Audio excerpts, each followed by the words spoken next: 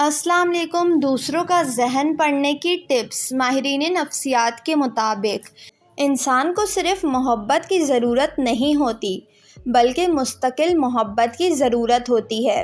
جو شخص آپ کو کچھ دن محبت دے اور کچھ دن بھوکا رکھے تو ایسا شخص آپ سے محبت نہیں کرتا بلکہ آپ پر ذہنی تشدد کرتا ہے۔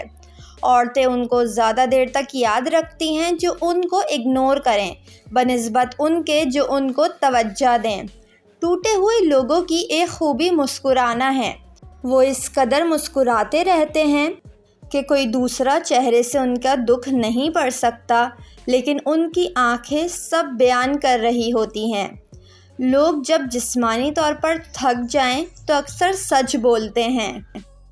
بہت زیادہ سوچنے والا انسان ڈپریشن کا شکار ہو جاتا ہے کیونکہ ان کا دماغ وہ پرابلمز بھی بنا لیتا ہے جو کہ موجود ہی نہیں ہوتی ہیں۔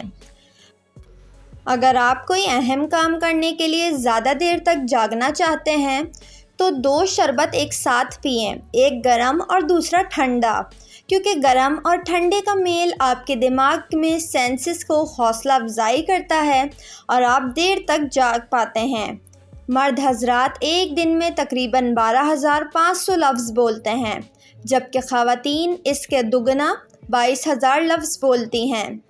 آپ کا دماغ جو سوچتا ہے اور کہتا ہے آپ کے باڈی سیلز بھی ویسا ہی ری ایکٹ کرتے ہیں، اس لیے نیگیٹیوٹی آپ کے امیون سسٹم کو ڈاؤن کرتی ہے اور آپ خود کو بہت ڈاؤن اور بیمار محسوس کرتے ہیں۔